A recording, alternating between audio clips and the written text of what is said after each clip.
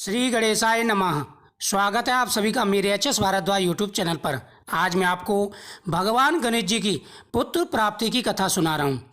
गणेश चतुर्थी से यह कथा प्रारंभ करें और प्रतिदिन इस कथा का श्रवण करें।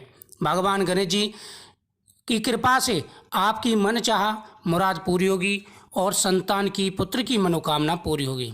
इस कथा के श्रवण करने से हर प्रकार के दुख संकट दूर हो जाते हैं। भगवान गणेश जी के सामने द्रव्यादल अर्पण करें, पुष्प अर्पण करें, मोदक अर्पण करें और दीपक जला करके हाथ में पुष्प लेकर के इस कथा का श्रवण करें। द्वापर युग में महिष्मती नगरी का महिजित नामक राजा था। वह बड़ा ही पुण्यशील और प्रतापी राजा था। वह अपनी प्रजा का पालन पुत्रवत करता था, किंतु संतान विहीन होने के कारण उसे राजमहल का वैभव अच्छा नहीं लगता था। वेदों में संतान का जीवन व्यर्थ माना गया है। यदि संतान ना हो, व्यक्ति संतान विहीन हो, तो उसके पितरों को जल देना व्यर्थ होता है। उसके पितर भी उस जल को गर्म जल के रूप में ग्रहण करते हैं। यानी जिसके पुत्र ना हो, अगर वह अपने पितरों को जल देता है तो उसके पितर जो है उस जल को गर्म जल की तरह स्वीकार करते हैं। यानी वह जल उनको गर्म की तरह लगता है कि इसके बाद हमें कौन जल देगा। इसी चिंता में राजा का बहुत समय व्यतीत हो गया। उन्होंने पुत्र प्राप्ति के लिए बहुत से दान यज्ञ आदि कार्य किए, फिर भी राजा को पुत्र उत्पत्ति न हुई। जवानी डल गई और बुढ़ापा आ गया, किंतु वंश वृद्धि न हुई। तदंतर राजा ने विद्वान ब्राह्मणों और प्रजाजनों को बुलाया, उनसे परामर्श किया। राजा ने कहा कि ब्राह्मणों तथा प्रजाजनों, हम तो संतानहीन हो गए, अब मेरी क्या गति होगी। मेरे पितर रुष्ट हो रहे होंगे। मैंने जीवन में तो किसी का पाप नहीं किया। मैंने कभी अत्याचार द्वारा धन संग्रह नहीं किया। मैंने सदैव प्रजा का पुत्रवत पालन किया है, धर्म का आचरण किया, पृथ्वी का शासन किया। मैंने चोर डाकुओं को दंडित भी किया, इष्ट मित्रों के भोजन की व्यवस्था की, गौ ब्राह्मणों का हित चिंतन करते हुए शिष्ट पुरुषों का आदर सत्कार किया, फिर भी मुझे अब तक पुत्र नहीं हुआ। इसका क्या कारण है। विद्वान ब्राह्मणों ने कहा कि हे राजन, हम लोग वैसे ही प्रयत्न करेंगे जिससे आपके वंश की वृद्धि हो। इस प्रकार कहकर सब लोग युक्ति सोचने लगे। सारी प्रजा राजा के मनोरथ की सिद्धि के लिए ब्राह्मणों के साथ वन में चलने लगी। सभी ने विचार किया कि हमारा राजा बड़ा दुखी है, हमें भी प्रयत्न करना चाहिए जिससे राजा को पुत्र की प्राप्ति हो। वन में उन लोगों ने एक श्रेष्ठ मुनि के दर्शन किए। जब प्रजा सभी यही विचार कर रही थी, मंत्रीगण सभी वन में गए। उन्होंने विचार किया कि जंगल में कोई ना कोई तो ऋषि ऐसा होगा जो इसका निवारण अवश्य करेगा। तभी उनकी नज़र एक ऋषि पर पड़ी। वे मुनिराज निराहार रहकर तपस्या में लीन थे। ब्रह्मा जी के समान वह आत्मजित, क्रोधजित तथा सनातन पुरुष थे। संपूर्ण वेद विशारद एवं अनेक ब्रह्म ज्ञान संपन्न वे महात्मा थे। उनका निर्मल मान नाम लोमस ऋषि था। यानी जिसके उन्होंने दर्शन किए थे वो लोमस ऋषि थे। लोमस ऋषि का कल्प के अंत में एक रोम गिरता है, यानी एक कल्प के बाद सिर्फ एक बार उनका शरीर से गिरता है, इसलिए उनका नाम लोमस ऋषि रखा गया। ऐसे त्रिकालदर्शी ऋषि के दर्शन करके वह धन्य हो गए। सब लोग उन तेजस्वी मुनि के पास गए और जब उन सब ने मुनि को सामने देखा तो वह हाथ जोड़ करके मुनि के पास पहुँचे। उचित आसन पर मुनि को देख करके सभी ने उनके समक्ष खड़े होकर के हाथ जोड़ करके प्रणाम किया। मुनि के दर्शन से सभी लोग प्रसन्न होकर परस्पर कहने लगे, हम लोगों का सौभाग्य है ऐसे मुनि के दर्शन हुए।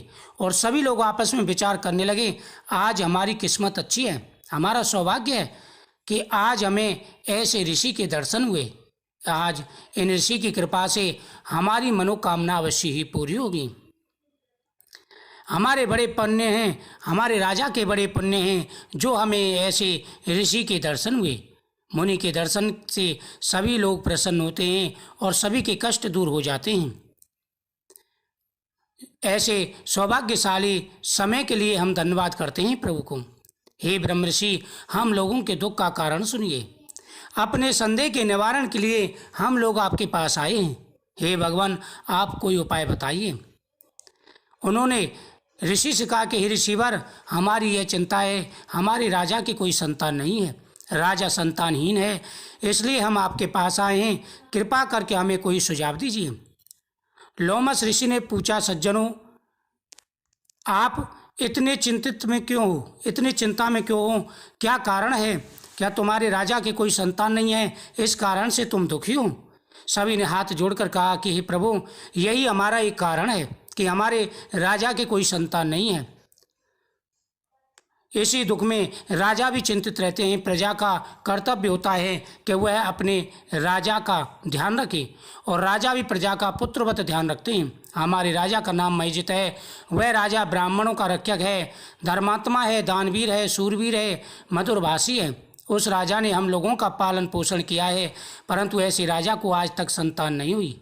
हे भगवान, माता पिता तो केवल जन्मदाता ही होते हैं, किंतु राजा ही वास्तव में पोषक एवं सर्वदक होता है। उसी राजा के निमित्त हम लोग ऐसे गहन वन में आए हैं।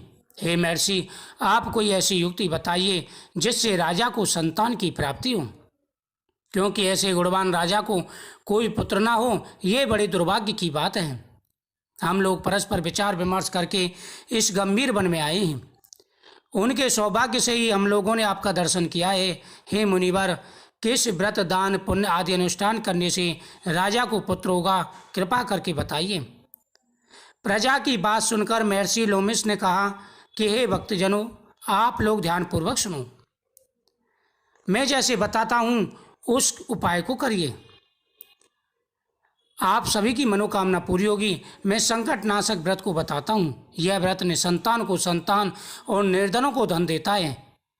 जो व्यक्ति कृष्ण पक्ष और शुक्ल पक्ष दोनों पक्ष की गणेश चतुर्थी को गणेश जी की पूजा करते हैं, और कृष्ण पक्ष की संकट चतुर्थी को और शुक्ल पक्ष की विनायक चतुर्थी को भगवान गणेश जी का व्रत करते हैं, उनकी सभी मनोकामनाएं पूरी हो जाती हैं, पुत्र प्राप्ति होती है।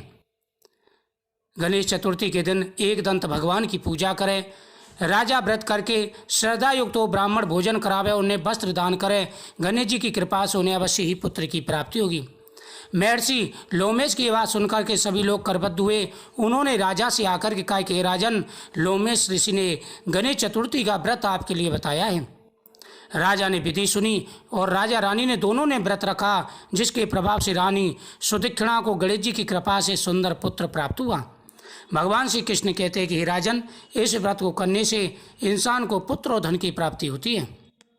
जो व्यक्ति पूरे श्रद्धा के साथ भगवान गणेश जी की पूजा करता है, इस कथा को सुनता है और भगवान गणेश जी के सामने दीपक जला करके 108 बार श्री गणेशाय नमः, ओम गणपति नमः मंत्रों का जाप करते हैं, उनके पुत्र की मनोकामना पूरी हो जाती है। कथा सुनने के बाद में भगवान को केले का भोग लगाएं और उस केले के प्रसाद को अवश्य ही खाना चाहिए। ऐसा करने से भगवान गणेश जी की कृपा से पुत्र प्राप्ति की मनोकामना पूरी होती है, धन आता है, सुख समृद्धि आती है। वीडियो को ज़्यादा से ज़्यादा शेयर करें, चैनल को सब्सक्राइब करें।